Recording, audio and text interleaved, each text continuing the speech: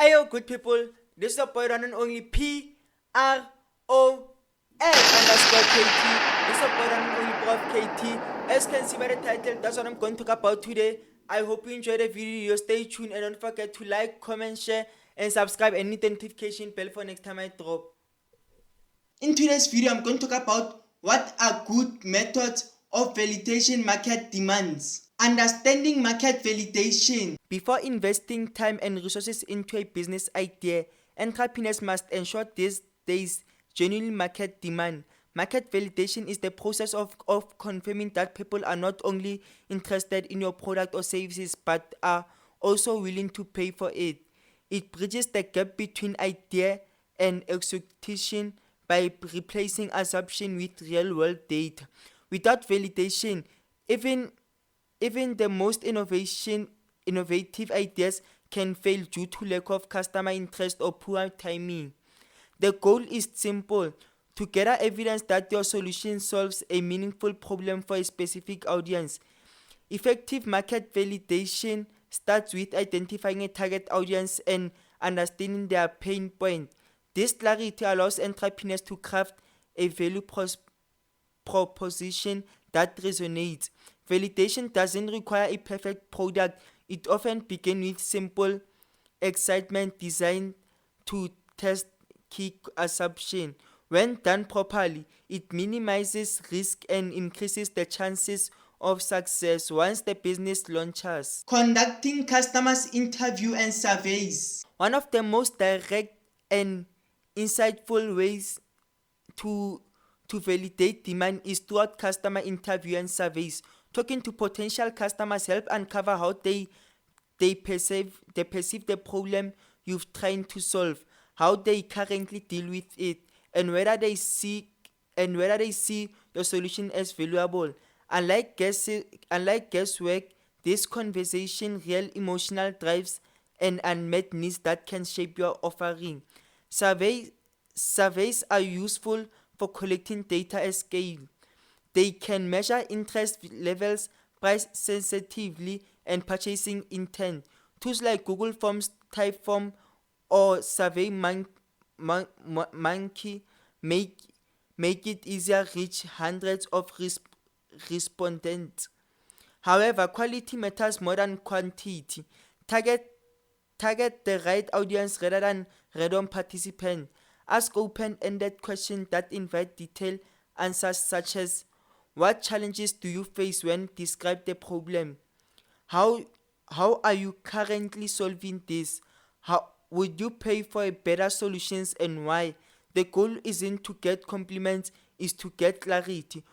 Honestly, feedback, especially criticism, is the most valuable information you can collect at this stage.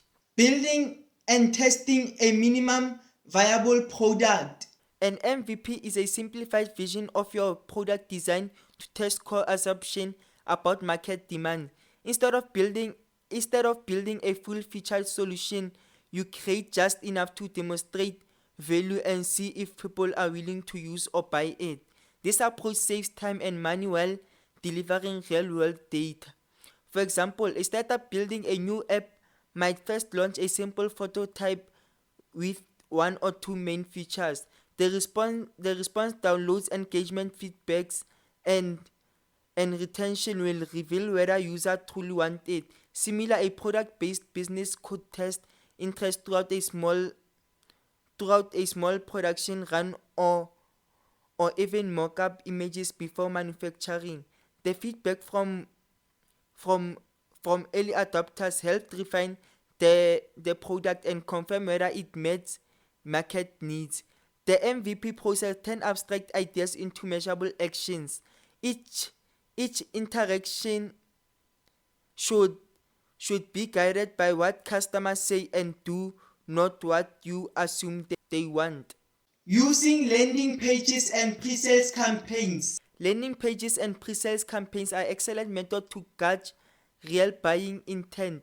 You can create a simple website describing your product, highlighting its benefits, and including a call to action like join the wait list or pre-order now. The number of sign-ups or pre-order orders become a powerful indicators of demand. This method works well for both physical product and digital services. Entrepreneurs can run targeted ads to drive traffic and measure conversion rates. If people are willing to give their email or pay upfront, that's strong proof of genuine interest. Conversely, low engagement signals that needs to refine your offer or messaging. Platforms like Kickstarter and Indiegogo take this idea further by combining validation with fundraising. A successful crowdfunding campaign not only proves demand but also builds a loyal early customer base. Analyzing market data and competitor performance. Validating demands also involves studying existing market data and analyzing competitors. If similar products are performing well, it's evidence that a market already exists. However, the goal isn't to copy competitors, is to find a niche or improvement that makes your solution stand out. Markets report keyword research tools and social media trends provide valuable insight into what people are currently seeking. Competitors' reviews can reveal gaps in satisfaction that your product can fill. For instance, if users complain about slow service or high prices, that's an opportunity for differentiation. Combination data analysis with direct customer testing gives the most accurate picture of market demand. The more evidence you gather from different angles, the more confident you can be that your idea is worth pursuing. Validation market demand isn't a one-time task, it's an ongoing process that evolves as you learn more about your customer. Throughout interviews, MVP testing, landing pages, and marketing analysis, entrepreneurs can make data-driven decisions instead of relying on hope.